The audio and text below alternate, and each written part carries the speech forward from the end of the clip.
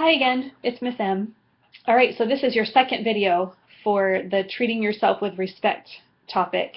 And this one is just to kind of point out a few things that are mentioned in your textbook already and just kind of lay on the table a few things for you to think about. This chapter, the treating yourself with respect chapter, is really about that physical dimension. So if you remember in your textbook earlier on in chapter 1, the author mentions 6 different dimensions of wellness. And they were physical, intellectual, occupational, social, emotional, and spiritual. And this chapter in particular is focusing just on the physical. And it raises the question, why is it that we're focusing on just the physical? Why is it something that we need to bring to attention and have a whole chapter dedicated to it? And that's a fair question. So the first thing I'll say is the chapters in your textbook, you've probably noticed, are pretty short. So it's not like you're reading a book about treating yourself with respect. But one of the big things to note is that physical wellness is a really, really big part of who you are as a person and how you function in the world. There is tons of proven scientific research that connects our diet with our ability for our brains to function at a higher level, our exercise level with dealing with stress, our ideas about our own body image and the way that we feel about ourselves and our physical presence and the space we take up having either a negative or a positive impact on the way we think about ourselves.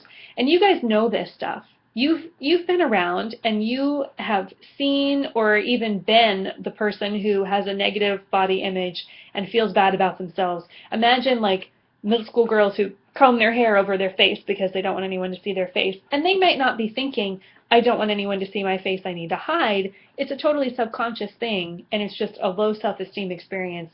So the reason that we have a chapter on treating yourself with respect is because it does us good to have a constant reminder that we are a person worth taking care of. Our body is the house that we have for the time that we're here. Whatever your belief system is, this is where you are going to live. In here, all that jazz. But if this is your temple, so to speak, or your vessel that you are going to occupy on the earth, the idea is kind of, don't you want to take care of it? And then again, we have all this research to back up that taking care of it can lead to an individual who's higher functioning. Your brain literally works better when you eat fruits and vegetables and you have a healthy diet. Your body feels better and sleeps better when you get regular exercise, which helps to entice a healthy appetite, and then we get back to the whole brain thing. So it all kind of meshes together and becomes this beautiful cycle. So the things to think about as a college student are that one of the reasons to bring it up is there's lots of temptation. And if you are a traditional student who's kind of on their own for the first time, all of a sudden you're responsible for making your own food choices and for making sure that you get enough exercise. Maybe you're no longer on the soccer team or the basketball team that you were in middle school and high school, and now you don't have practice to lock you in to an exercise schedule, and instead you're having to do it on your own. And that can be hard. If you're someone who played team sports and that was how you got your physical activity and you really loved it and you were hanging out with your friends and all of a sudden you're in Tallahassee or wherever and you're just not doing that anymore, it's kind of like, oh, well, what am I going to do to make sure that I get enough exercise and also have that social component? So obviously there's resources you can use. There's sports opportunities on campus. There's sports opportunities in the community. You just have to be willing to find them. So this chapter, the things that I want you to get out of it are things like, let's make smart decisions about our body. There's a piece on there about calorie intake. There's a piece in there about how to read food labels, and I think that stuff is really important. I also think that what might be, to kind of even simplify it, is yes, it's important to think about our calories and what we're putting in our body. If you're not moving at least a little bit every day, you're doing yourself a disservice. I went to spin this morning. I had a rockin' workout at my spin class, and I don't mind sharing that it took me a really long time to get to the point where I exercise regularly, but now I'm on a schedule of about 4 to 5 times a week.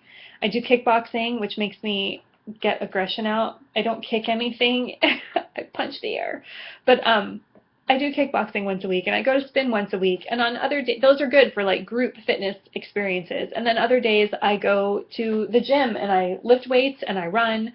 There's a trail that's not far from my house that I like to run on. So there's lots of opportunities. If you are a student who's in town, of course the gym is free for you. And I feel like if you're not at a place where you're ready to buy the super pricey, super healthy foods, or if you think of them that way, if you feel like I can't afford to buy really fancy food groceries and I'm going to have to eat ramen noodles while I'm in college, cool, I get that.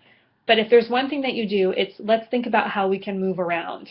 And let's think about how we can get some sort of endorphins going, because the physical activity burns off the calories, it shoots up your energy level, it makes it able so that your brain can work at a higher level. Again, I'm repeating myself, but this is such an important message. So I hope that you do look at your body like it is sort of your temple or your vessel or your place that you reside. And if I want my house, my physical house, like I want a nice couch in my house, and I like to have books in my house, and I like my house to be clean, I kind of feel the same way about my body, because my spirit, brain, whatever, lives in this body, and I want it to be in the best shape that it can be. I also am one who chooses not to sacrifice all of my favorite food choices. I'm a pizza lover. I am a chocolate hound. The reason I exercise is so that I can eat whatever I want, literally. Like, that's, at the end of the day, that is the thing that keeps me going back, because I can have the talk with myself like, oh, I feel so good when I work out, and all that stuff is true, but I totally go back because I want to be able to eat a piece of chocolate cake if I want a piece of chocolate cake and not have to worry about it. So there's that too. The other pieces in that chapter are making choices about alcohol use and drug use and things like that as a college student. And you will absolutely, if you haven't already, you could very likely be tempted to go down those roads. And just know that there are positive ways to cope with your problems. And there's obviously a difference between recreational use and a serious problem. As your instructor and someone who recognizes the long-term impact of any use of illegal substances, I would encourage you to just not use anything. That being said, body is your vessel. Treat it with respect. Make sure that you have some sort of level of acceptance, that you know that you are a person who is worth a high, if you have to put a dollar amount on it, you have a lot of value. You are a person who is worth taking care of. You are a person who is worth putting time and energy into, making sure that you feel good and you're walking on this planet with a sense of, this is who I am, and I'm really pleased to be this person. So that was my rant about treating yourself with respect. I hope that you guys have a lovely, lovely weekend, and I will see you in week 13. Take care.